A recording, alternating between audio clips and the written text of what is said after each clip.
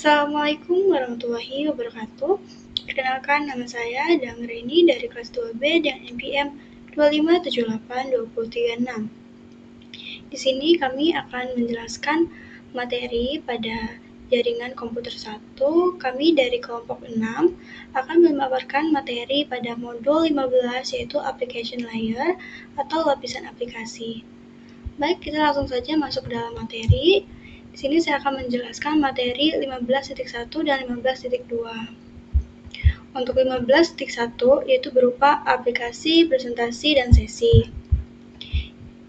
Yang pertama, 15.1.1 yaitu adalah lapisan aplikasi. Yaitu lapisan aplikasi adalah lapisan terdekat dengan penggunaan akhir, yang dimana lapisan yang menyediakan antarmuka antara aplikasi yang digunakan untuk berkomunikasi dan jaringan itu mendasari pesan dikirim, dan protokol lapisan aplikasi itu digunakan untuk bertukar data antara program yang berjalan dan ke host sumber dan tujuan. Di sini ada tunjuk gambarnya. Untuk aplikasi dia ada di layar ke-7 dan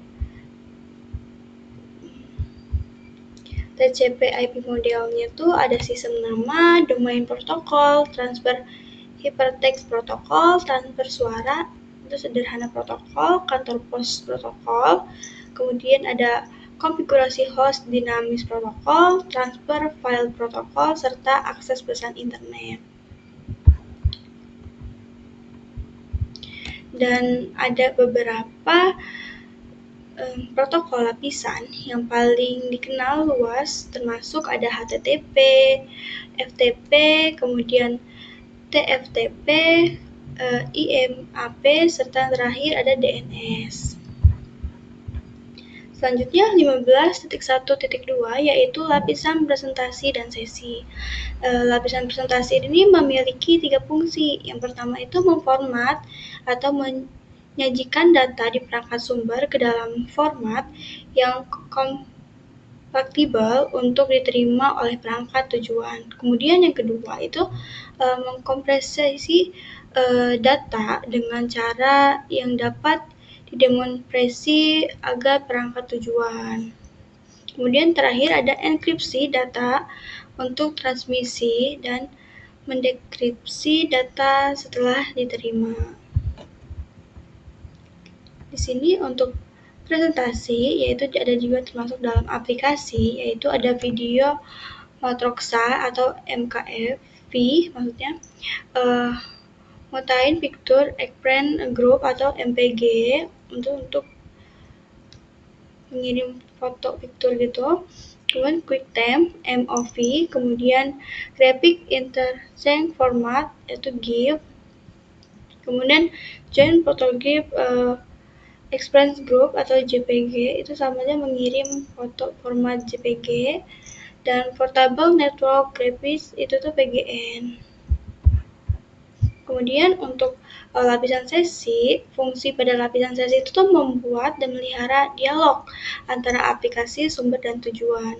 Dan aplikasi sesi ini menangani pertukaran informasi untuk memulai dialog, itu menjaga tetap aktif, dan untuk memulai ulang sesi tergantung untuk mengatur untuk jangkauan waktu yang lama.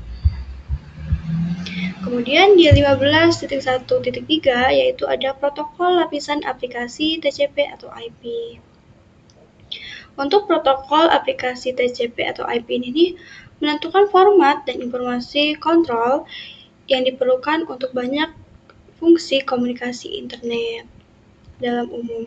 Dan protokol lapisan aplikasi ini digunakan oleh perangkat sumber dan tujuan selama sesi komunikasi. Agar tuh komunikasi itu berhasil, protokol lapisan aplikasi yang diterapkan pada host sumber dan tujuan harus kompatibel. Di sini ada sesi nama, konfigur host, email, file transfer, serta situs webnya. Selanjutnya kita akan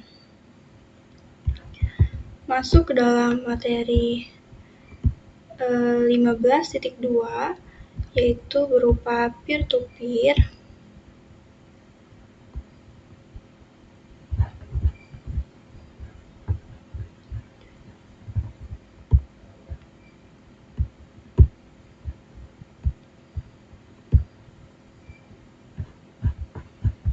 yang dimana materi 15.2.1 yaitu ada model client server.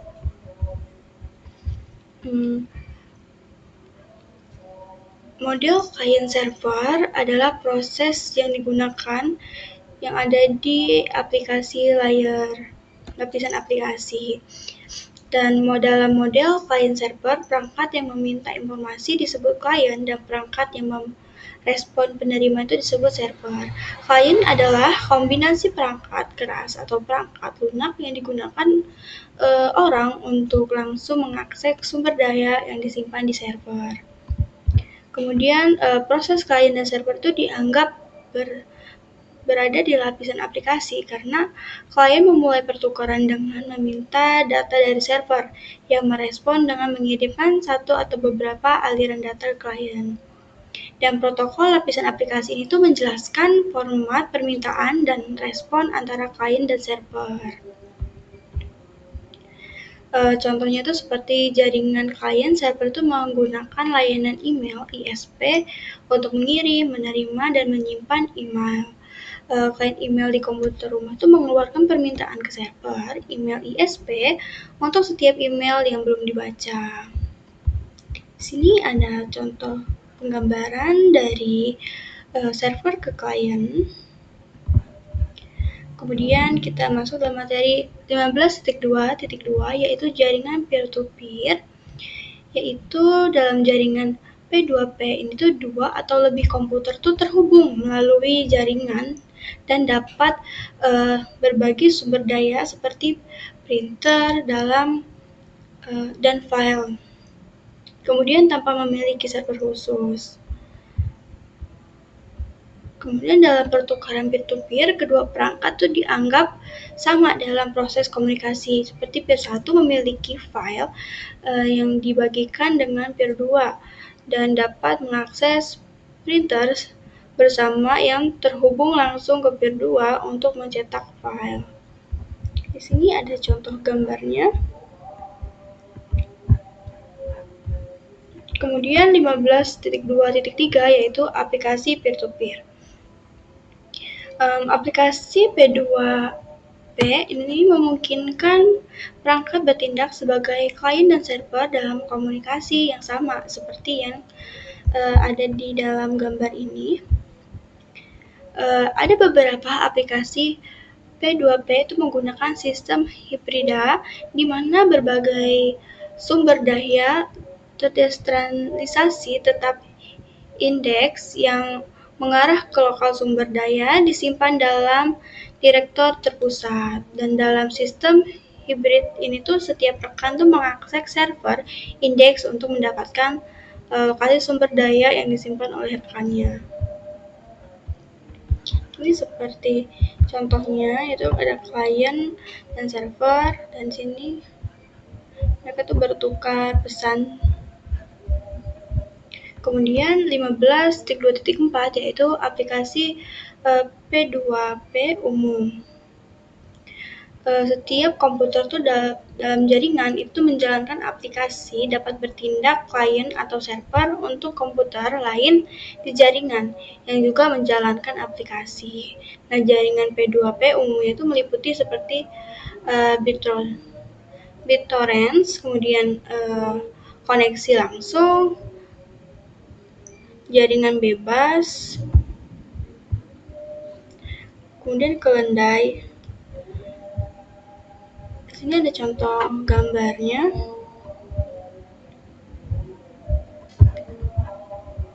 Dan banyak aplikasi P2P itu memungkinkan pengguna untuk berbagi banyak file satu sama lain secara bersamaan. Klien itu menggunakan file torrent itu untuk menemukan pengguna lain yang memiliki bagian yang mereka butuhkan, sehingga tuh mereka kemudian dapat terhubung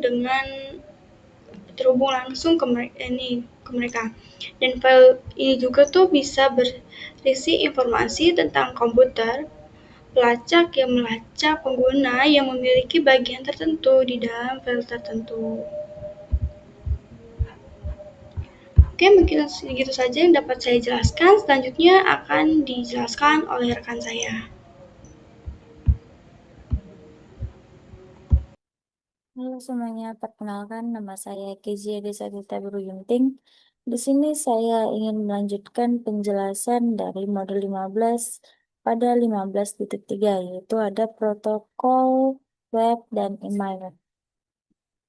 Kemudian ada di 15.1.3.1 ada protokol transfer hypertext dan bahasa markup hypertext. Ada protokol khusus lapisan aplikasi yang dirancang untuk menggunakan penggunaan umum, seperti penjelajahan web dan email. Topik pertama memberi Anda gambaran umum tentang topologinya. Nah, saat alamat web atau uniform resource locator, locator, yaitu URL diketik di browser web. Nah, di sini ada langkah-langkah informasinya. Yang pertama, langkah 1 itu browser menafsirkan 3 bagian URL, yaitu ada HTTP, web Cisco, ada nama server, index HTML. Kemudian pada langkah 2, uh, the word the browser the check with name server to converse. Yang ketiga, tiga. Step 3, in response to the request, the server send the HTML code for this web page to browser. Nah, yang keempat ada the browser that shifter the HTML code and format the page to for the browse windows. Nah, selanjutnya ada 15.3.2 HTTP dan HTTPS. HTTP adalah protokol permintaan atau respon. Ketika klien, biasanya browser web, mengirimkan permintaan ke server web, HTTP menentukan jenis pesan yang digunakan untuk komunikasi tersebut. 3 jenis pesan yang umum adalah get atau lihat gambar, post, dan put. Get ini adalah permintaan klien untuk data. Kemudian yang kedua ada post, ini mengunggah file ke data server web. Yang ketiga ada put. Ini mengubah sumber daya atau konten ke server web seperti gambar di bawah ini, teman-teman. Ada HTTP server, klien. Klien mengirim permintaan ke HTTP server. Nah, selanjutnya di 15.3.3 ada protokol email. Salah satu layanan utama yang ditawarkan oleh ISP adalah hosting email.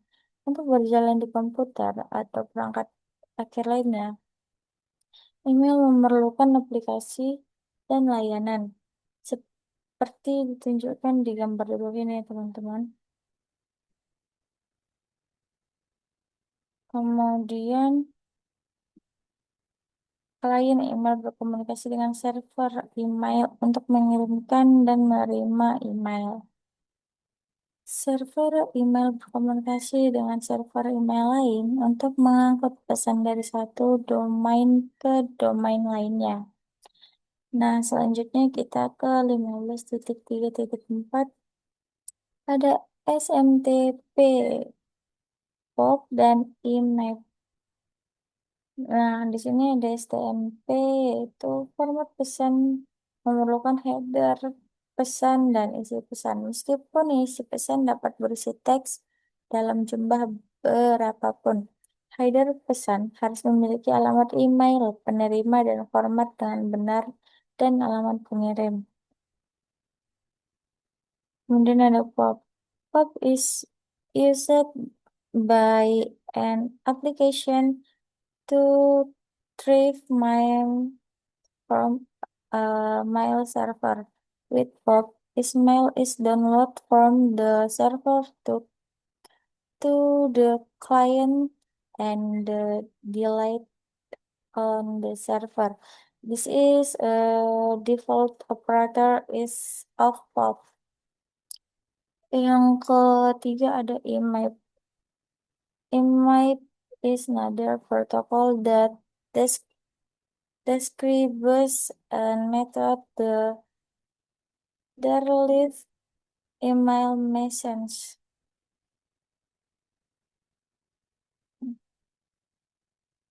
Di sini juga ada contoh gambarnya ya teman-teman. Ada send email STMP ke forward email STMP, kemudian ke deliver email. Nah, mungkin hanya itu yang bisa saya jelaskan pada modul 15.3 kali ini. Bila ada salah kata, saya mohon maaf. Assalamualaikum warahmatullahi wabarakatuh. Perkenalkan nama saya Antoni Akbar dengan NPM 257822101. Di sini saya akan menjelaskan atau mempresentasikan di lab 15 itu 15.4 layanan pengamatan IP. Nah, layanan pengamatan ini adalah langsung aja masuk ya. Ke sisi domain sistemnya, dimana manusia itu lebih mudah mengingat nama seperti web Google.com daripada angka IP ada seperti 142.250, 190 dan titik 142.250.190.46. DNS adalah layanan yang bertindak seperti buku telepon untuk internet. Tujuan utamanya adalah memetakan dan menerjemahkan nama domain URL menjadi IP yang dimuat oleh komputer. Terus ada format pesan DNS. Server DNS dan klien bersaling berkomunikasi menggunakan format yang sama, baik untuk query maupun respon. Pesan DNS terdiri dari beberapa bagian utama, itu ada header, question, ada answer dan authority dimensional ya. Seperti itu. Terus di titik 3 ini protokol menggunakan sistem berbasis data DNS yang menggunakan sistem berbasis data terdistribusi untuk terstruktur secara hierarkis seperti pohon terbalik, root level, terus gitu ya. Terus ada top level domain, terus ada second level domain, ada subdomain host seperti itu. Terus ada 15.4. Terus saat NS lookup, saat nama server lookup adalah alat membantu basis data, itu CLI, Command Line Tool, yang digunakan untuk menguji dan mendiagnosis server DNS dengan mengetik NS lookup atau nama domain di comment port atau terminal. Kita tuh dapat mengetahui IP address dari suatu domain dan mengetahui berapa DNS yang memberikan jawaban tersebut, seperti itu. Ya, ini contohnya ya.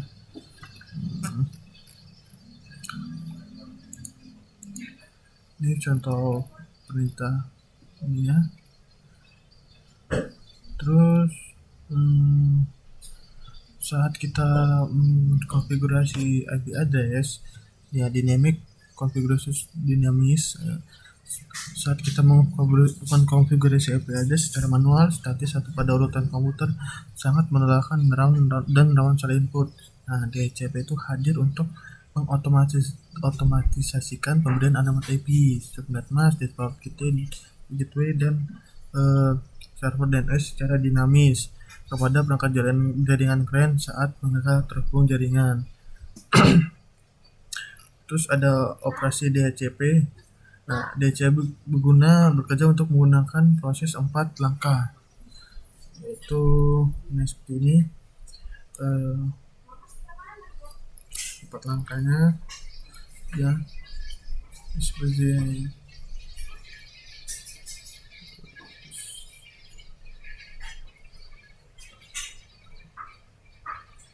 ini langkahnya.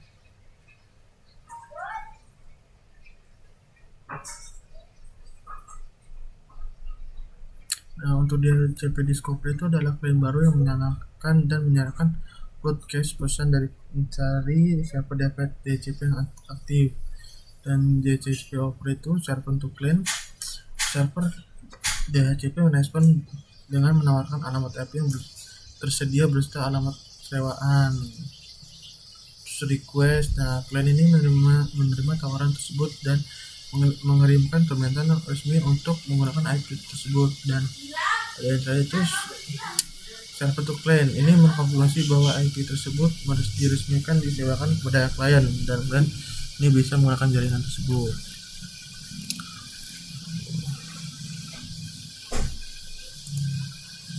Oke, mungkin cukup sekian penjelasan dari saya. Selanjutnya akan dijelaskan oleh rekan saya. Sekian, terima kasih. Halo semuanya, saya Reza Pratama dari kelas 2D. Di sini akan membuat video dari mata kuliah jaringan komputer modul 15.5. Oke, dan beberapa lama kita langsung ke metacard-nya, teman-teman. Di sini saya mengambil 15.5 yaitu layanan berbagi file. Nah, di 15.5.1 ini yaitu protokol transfer berkas. Seperti yang kita pelajari sebelumnya atau topik sebelumnya itu dalam model klien atau server, klien ini dapat mengunggah data ke server dan mengunduh data dari server. Jika kedua perangkat menggunakan protokol transfer file atau FTP seperti HTTP, email, dan protokol pengalamatan, FTP, nah perlu kita ketahui teman-teman, FTP adalah protokol lapisan aplikasi yang umum digunakan. Topik ini membahas FTP secara lebih detail. Jadi di sini kita akan membahas FTP, yang dimana FTP itu protokol aplikasi lapisan aplikasi yang umum digunakan. Yang dimana FTP juga itu dikembangkan untuk memungkinkan transfer data antara klien dan server. Jadi FTP sendiri itu teman-teman digunakan untuk mentransfer data antara klien dan server. Nah, kita perlu ketahui juga klien FTP adalah aplikasi yang berjalan di komputer yang digunakan untuk mengirim dan menerima data dari server FTP gitu. Nah, ini kan ada server dan ada klien yang dimana untuk mengirimkan atau mengkoneksikan antara keduanya itu melalui FTP. Oke, langsung kita ke 15.5.2 yaitu yang dimana blok pesan server. Server Message Block atau SMB adalah protokol berbagi file klien atau server yang menjelaskan struktur sumber daya jaringan bersama seperti direktori, file, printer, dan port serial. Nah, ini juga adalah protokol permintaan respon. Semua pesan SMB memiliki format umum. Format ini menggunakan header berukuran tetap diikuti oleh parameter dan komponen data berukuran variabel. Nah, dan komponennya itu adalah dari fungsi SMB tadi atau server message block ini, yang pertama itu memulai, lalu mengautentikasi dan mengakhiri sesi. Yang kedua itu ada control akses, file, dan printer. Yang ketiga itu izinkan aplikasi untuk mengirim atau menerima pesan dari ke atau perangkat lain. Jadi fungsi dari SMB sendiri itu mengirim dan menerima gitu. Kurang lebihnya yang mudah kita pahami dalam kehidupan sehari itu seperti itu. Layanan berbagi file dan pencetakan SMB telah menjadi andalan jaringan Microsoft dengan diperkenalkannya seri perangkat lunak Windows 2000. Microsoft mengubah struktur data penggunaan SMB pada versi produk Microsoft sebelumnya. Nah, kurang lebih seperti ini.